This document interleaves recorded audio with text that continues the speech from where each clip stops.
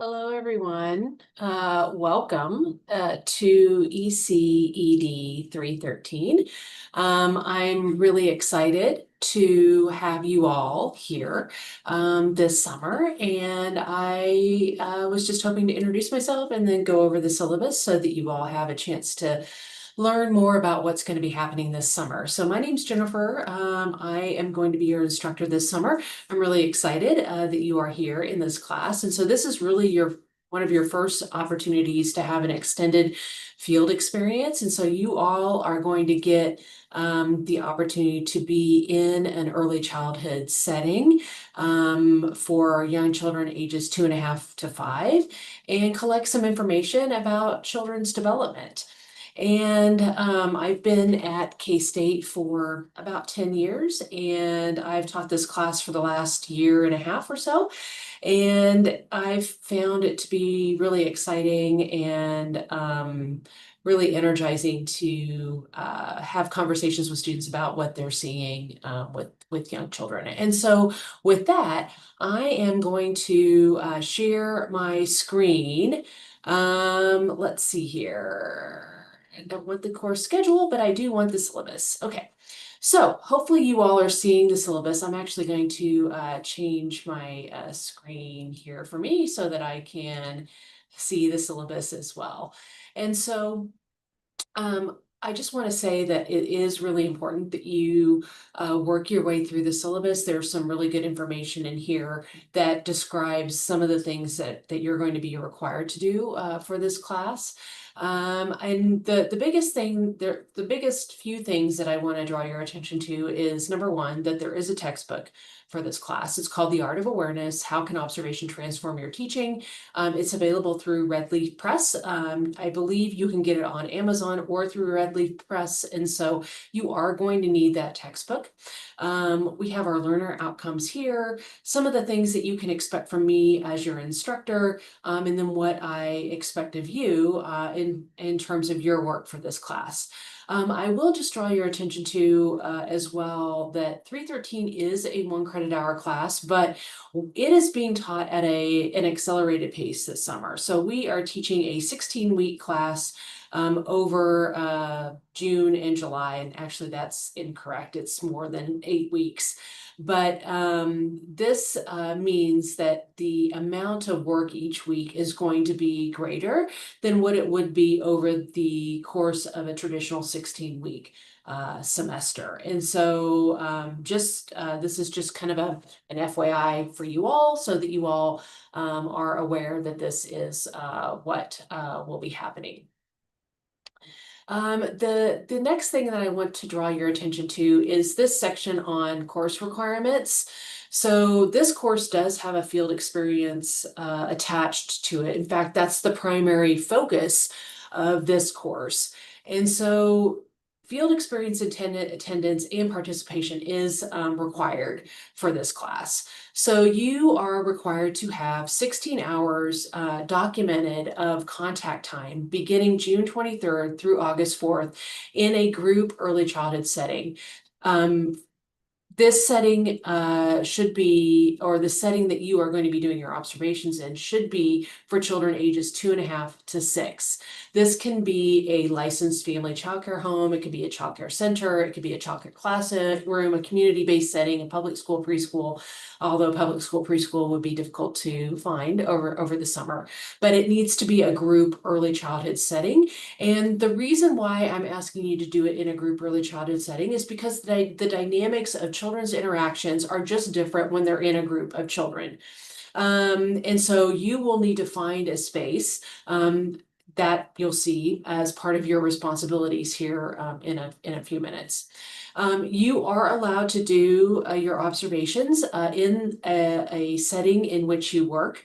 That is fine. However, those observations must be outside of your work responsibilities. So what that means is that you should not be working during your observation time. It is incredibly difficult to collect observation data and information that you'll need for this class while also trying to care for children.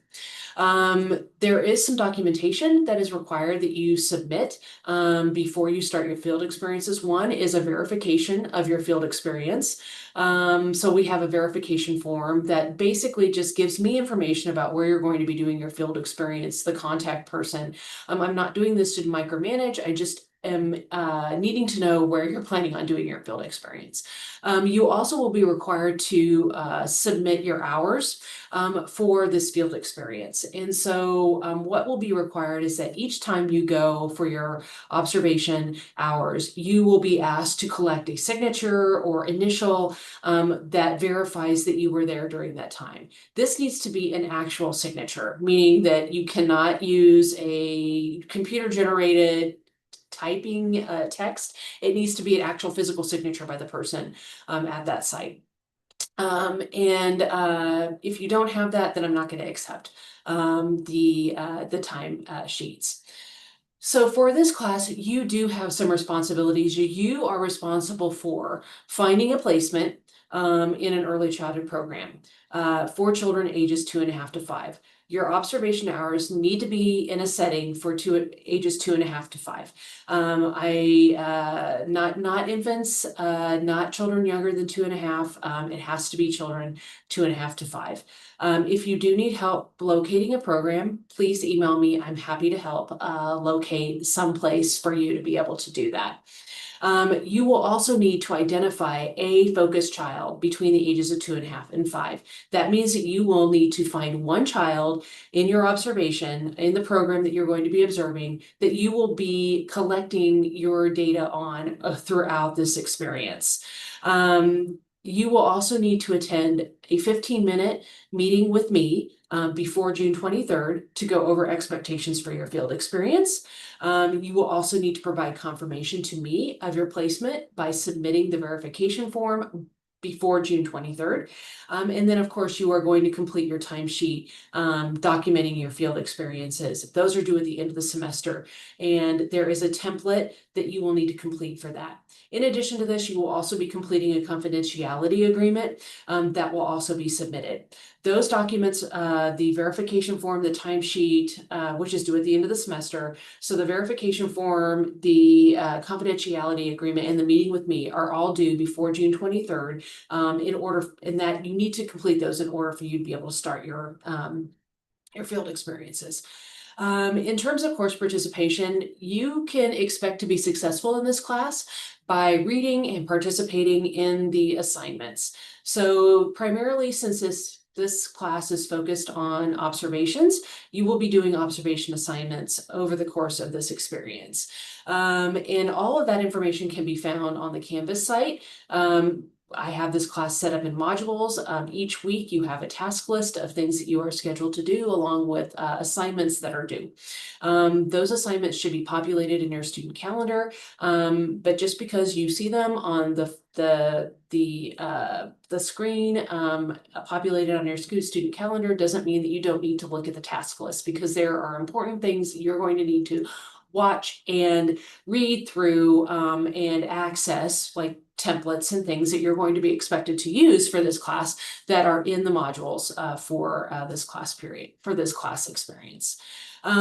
Because this class is an accelerated experience, I am going to be less flexible in terms of collecting late work for this class.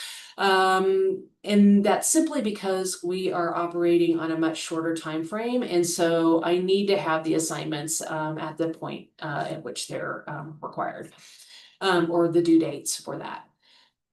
One of the final things that I will draw your attention to that you really do need to read through very carefully is the AI policy for this class. And unfortunately, I'm having to be much more specific and explicit in the AI policy for this class and for my other classes, because I have seen and experienced and had conversations with students over this past year regarding using AI to generate their field experiences and their observations. For this class, it is possible that you may use AI to assist your learning. This can include things like idea generation and grammar assessments. However, you should not and may not use any type of write with generative AI features within those AI tools. So for example, in Grammarly, there is a write with generative AI option that allows you to make it sound more academic, more playful, whatever those adjectives are to describe the ways that you can write. That is not to be used in this class. You are not to use things like ChatGPT to generate your answers to the responses for the field experiences.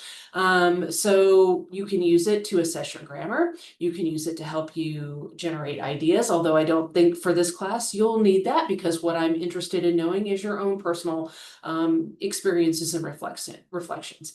It is your responsibility to be very transparent in how you use AI. You are required to read and edit your assignment submissions, particularly any items that you use that are used creating AI. AI is notorious for creating fake citations, making up information, and there are some other key characteristics that make it really fairly easy for me as an instructor to know that things have been generated by AI. So to that end, for each and every written assignment that you will be doing for this class, you will need to include an AI acknowledgement that includes the one of these options. So if you are using AI for this class, including using AI to look at grammar, you will need to cite that you are using AI for this class, and you will need to answer these 4 questions on each one of your assignments. So you can read through that. I'm not going to read them to you. If you decide not to use AI, that is perfectly fine. However, you will also be required to state explicitly that you did not use AI in any type of generation of this assignment. And you will be required to submit a statement on your assignment that says you did not use AI. As a reminder, if you use AI to generate the assignment content without proper attribution, it can and would be potentially a violation of the K-State Honor Pledge. So I'm going to let you all read the rest of this. This will be information that you will see in each of your assignments. I will say, if I do not have or see the acknowledgement for AI use or not using AI on your assignments, I will not be grading them. So you will need to make sure that you have those. Attendance and participation. It is important that you attend your field experiences. If you have any problems with that, please let me know. I just want to go back to the AI piece, and I just want to say that prior to this summer,